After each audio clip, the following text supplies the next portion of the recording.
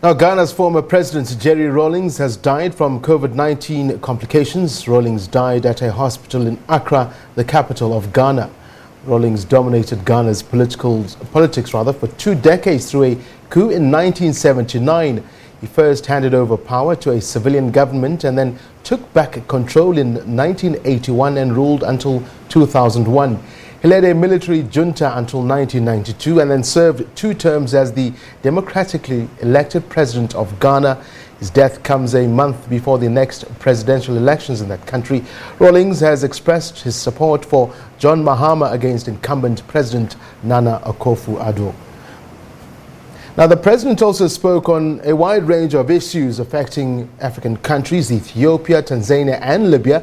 For more on this, we're joined by South Africa's, SABC's foreign editor, Sophie Mokoena, and it says South Africa's Broadcasting Corporation, which I wouldn't be wrong. Sophie, welcome to the program. Thank you indeed for joining us. Let's start right there.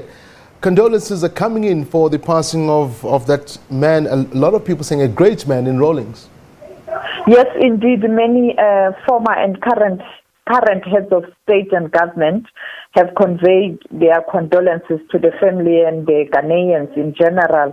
You know that President Rawlings was one of the founding fathers of the African Union. He worked with leaders such as former President Nelson Mandela, former President Thabo Mbeki, and therefore he is really a familiar face in South Africa. He's visited South Africa many times, and we are still trying to get hold of former President Mbeki's office to try and check whether it will be possible to speak to former President Mbeki, because he will be able to share some thoughts and perhaps some information about the late President Rawlings.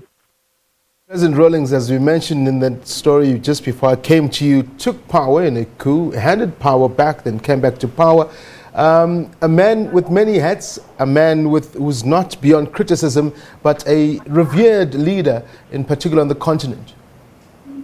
Yes, you know that there's a history on the continent of an era where the continent was experiencing many coups in different parts of this beautiful Africa, but those leaders later, they would then contest elections and they would be democratically elected.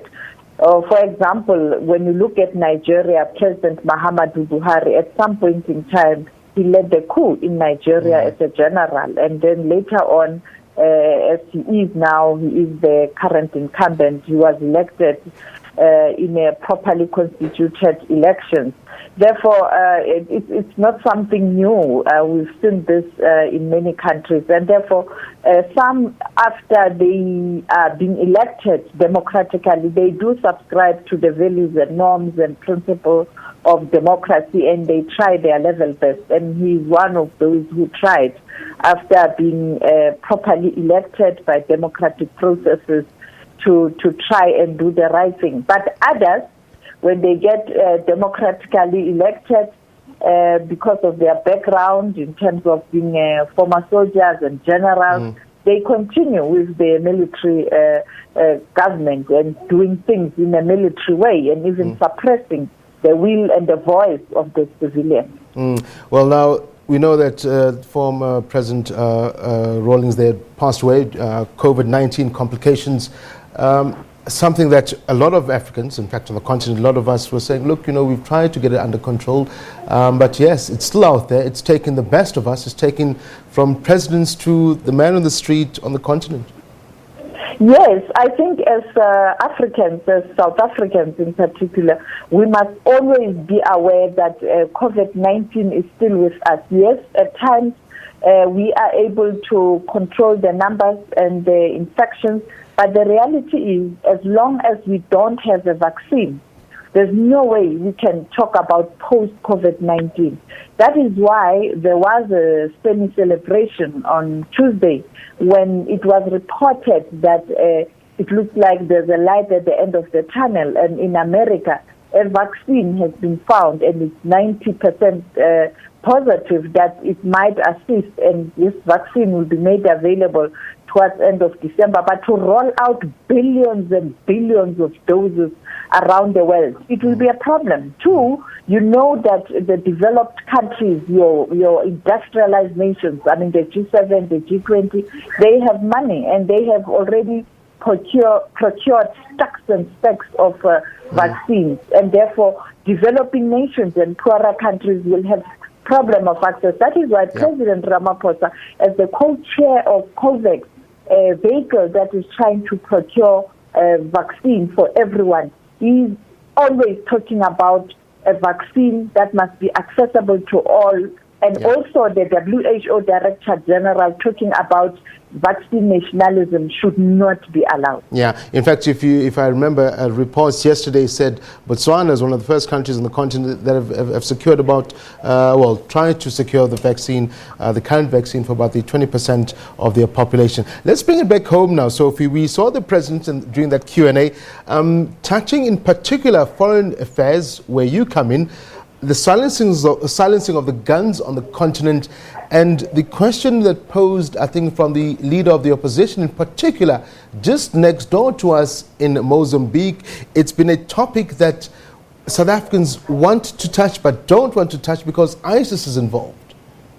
Yes, of course. It was good to hear the members of parliament in the National Assembly talking about not only issues that affect us as South Africa internally and being inward-looking, but it was good to see them looking at issues outside our borders, on the continent, at multilateral fora as well, because South Africa is not an island, and South Africa is an important part of Africa, and therefore resolving problems in Africa, we have to step in, particularly at the time where the chair of the African Union is our own president. And I think members of parliament were correct to ask such questions. And you spoke about Mozambique. It's a crisis. What's happening in that region is a crisis, and it looks like SADC is paralyzed.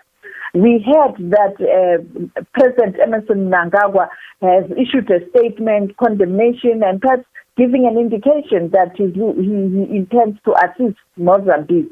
South Africa, everyone is watching at South Africa, waiting for South Africa to say something in terms of way forward. But we have to, as a country, align ourselves with the region, the continent, and the multilateral organizations such as the United Nations. And therefore, I think South Africa is in a very difficult position. But I think the president had to respond as the neighbor, but also as the chair of the AU. Secondly, he spoke about other issues, thorny issues on the continent.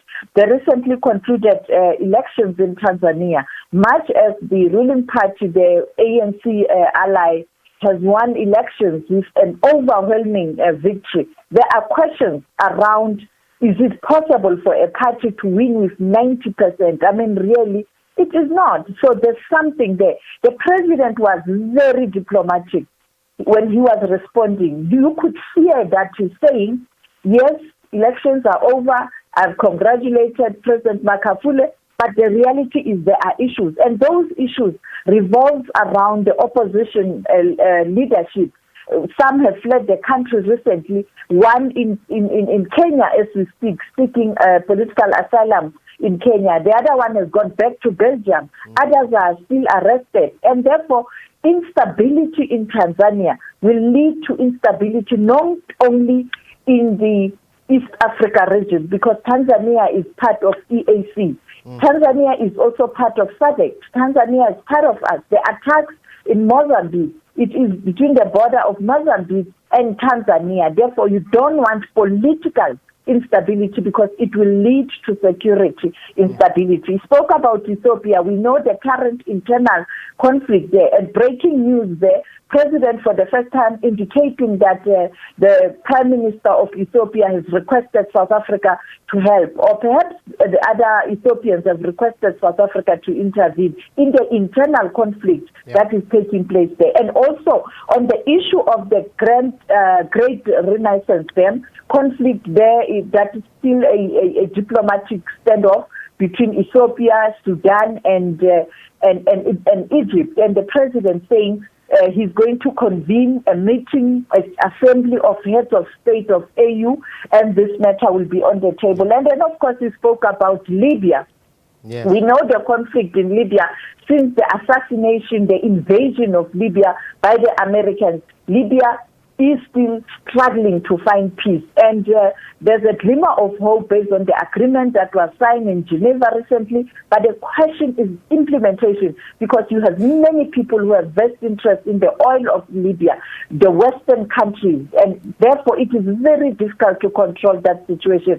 But General Khalifa Haftar seems to be willing now to engage his counterparts in terms of trying to find a solution there. But at the end of the day, Africa will have to play a prominent role in resolving problems on the continent, because if we outsource the responsibility of AU to other multilateral organizations and other countries to resolve our problems, we are not going to find a lasting solution, because all the external forces, the intention is to get the resources of the continent, and therefore when they intervene, it's all about them and not about us. African Solutions for African Problems, SABC News Foreign Editor Sophie Mokoena. Thank you very much indeed for joining us for your perspective on all issues on the continent. Thank you very much, Sophie. Now, tensions are simmering ahead of ANC Secretary General